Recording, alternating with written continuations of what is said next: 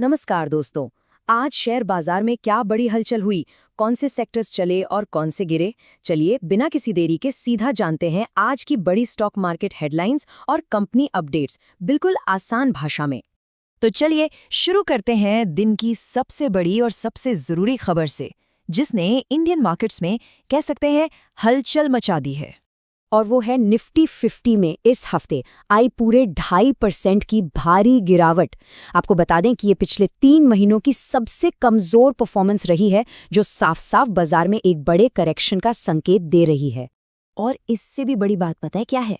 Nifty 25,700 के अपने एक बहुत ही जरूरी सपोर्ट लेवल से नीचे फिसल गया है। देखिए, ट्रेडर्स के लिए ना ये एक वार्निंग साइन जैसा है, क्योंकि जब ऐसा कोई मजबूत लेवल टूटता है तो इसका मतलब ये होता है कि बाजार में सेलिंग प्रेशर और भी बढ़ सकता है। अच्छा, तो पूरा मार्केट तो लाल निशान में था, लेकिन चलिए अब थोड़ा और अंदर चलते हैं और देखते हैं कि इस गिरावट के माहौल में अलग-अलग सेक्टर्स ने कैसा परफॉर्म किया। जहां एक तरफ पूरे बाजार में जबरदस्त बिकवाली का दबाव था, ऐसा लग रहा था कि सब कुछ बस गिर ही रहा है, वहीं एक सेक्टर हीरो बनकर सामने आया। इससे एक बात तो साफ होती है कि गिरते हुए बाजार में भी मौके हमेशा होते हैं। तो देखिए, जहां निफ्टी 50 2.5% नीचे था, वहीं निफ्टी ऑटो ने फिर भी 0.8% की बढ़त दिखाई। लेकिन असली स्टार ऑफ द शो रहा निफ्टी आईटी, जो इस हफ्ते पॉजिटिव में बंद होने वाला एक लौता सेक्टर था। मतलब इसने बाजार के मुकाबले एक बिल्कुल साफ आउट परफॉर्मेंस दिखाई है।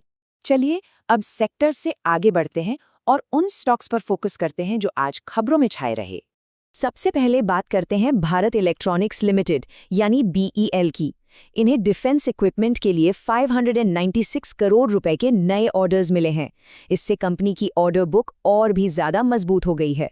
अगली बड़ी खबर है पावर मेक प्रोजेक्ट्स की तरफ से, जिनकी एक सब्सिडियरी को सुनिए 3,126 करोड़ रुपए का एक बहुत बड़ा ऑर्डर हाथ लगा है। और ये ऑर्डर है एक बीईएस प्रोजेक्ट के लिए, यानी बैटरी एनर्जी स्टोरेज सिस्टम। आसान भाषा में कहें तो बड़े पैमाने पर बिजली को स्टोर करने की टेक्नोलॉजी। तो ये कंपनी के लिए एक बहुत बड़ा कदम है। तो जहां कुछ कंपनियों के लिए अच्छी खबर थी, वहीं इलेवकॉन इंजीनियरिंग के लिए नंबर्स थोड़े निराश करने वाले रहे। तीसरी तिमाही में इनका नेट प्रॉफिट साल दर साल 33.1% तक गिर गया। साथ ही इनके ईबिट्टा मार्जिन में भी भारी कमी देखने को मिली, जो कंपनी की ऑपरेटिंग परफॉर्मेंस पर दबाव का साफ संकेत है। और अब एक ऐसी खबर जो एक बहुत बड़ी राहत लेकर आई है वोडाफोन आइडिया यानी वीआई के लिए। सरकार ने उनके एजीआर बकाये को फ्रीज कर दिया है और एक नया रीपेमेंट शेड्यूल भी दे दिया है। इससे कंपनी पर जो कर्ज का एक बड़ा बोझ था वो काफी हद तक कम हो जाएगा और उनका फाइनेंशियल आउटलुक भी सुधर सकता है। चलिए अब स्पेसिफिक स्टॉक से थोड़ा हटकर अपना नजरिया और बड़ा करते हैं और देखते हैं कि मैक्रो लेवल पर, यानी हमारी इकोनॉमी और दुनिया भर के मार्केट्स में क्या चल रहा है। तो देखिए, भारतीय अर्थव्यवस्था से ना मिक्स्ड सिग्नल्स आ रहे हैं। एक तरफ कुछ बहुत अच्छी खबरें हैं, जैसे कि एसआईपी इनफ्लो ये 31,002 करोड़ के रिकॉर्ड हाई पर पहुंच गए हैं और जीएसटी कलेक्शन भी 6.1% बढ़ा है। ये दोनों बातें काफी पॉजिटिव हैं। लेकिन दूसरी तरफ देश का फॉरेक्स रिजर्व यानी विदेशी मुद्रा भंडार $9.81 बिलियन कम हुआ है, जो थोड़ी चिंता की बात जरूर। और पता है, हमारे बाजारों में जो ये कमजोरी दिखी वो सिर्फ यही नहीं थी, ये एक ग्लोबल ट्रेंड का हिस्सा थी। अमेरिका का S&P 500 हो, जापान का निकेई या जर्मनी का डैक्स, सब जगह प्रॉफिट बुकिंग के चलते गिरावट आई। और तो और हांगकांग का हैंगसेंग भी चीन के कमजोर आर्थिक आंकड़ों की वजह से नीचे आ गया। तो इन सब खबरों और डेवलपमेंट्स के बाद अब सबसे बड़ा सवाल, आगे की राह क्या है? चलिए अब देखते हैं कि टेक्निकल चार्ट्स बाजार की आने वाली दिशा के बारे में क्या इशारे कर रहे हैं। सवाल अब बस एक ही है, यहाँ से बाजार ऊपर जाएगा या नीचे?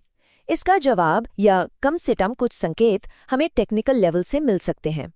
तो देखिए टेक्निकल्स क्या कहते हैं। सबसे जरूरी लेवल जो ध्यान में रखना है वो है 25,800। ये निफ्टी के लिए एक मजबूत सपोर्ट है, मतलब यहाँ से बाजार बाउंस बैक कर सकता है। ऊपर की तरफ 26,000 एक बड़ी रुकावट यानी रेजिस्टेंस का काम करेगा। पुट कॉल रेशियो 0.5 पर है, जिसका मतलब है कि ट्रेडर्स बाजार को लेकर थोड़े सतर्क हैं। लेकिन एक राहत की बात यह है कि इंडिया विक्स, जिसे फियर इंडेक्स भी कहते हैं, वो 10.60 पर है, जो काफी कम है। यानी बाजार में अभी बहुत ज्यादा घबराहट या उतार चढ़ाव की उम्मीद नहीं है। तो आज के पूरी बात का सार क्या है? देखिए, गिरते हुए बाजार में सिर्फ गिरावट को देखना काफी नहीं है। असली काम है ये ढूंढना कि कौन सा सेक्टर या कौन सा स्टॉक इस माहौल में भी बेहतर प्रदर्शन कर रहा है। बिल्कुल वैसे ही जैसे हमने आज आईटी सेक्टर को करते हुए देखा। यही आज का सबसे बड़ा टेक अवे है। तो दोस्तों, ये थी आज की मार्केट रैप अप। अगर आपको कम समय में बाजार की सारी जरूरी अपडेट्स जानना पसंद है तो इस कोशिश को एक लाइक जरूर दीजिए और अपने दोस्तों के साथ शेयर करना न भूलें। नीचे कमेंट में बताइए कि आज की सबसे बड़ी न्यूज़ आपको कौन सी लगी।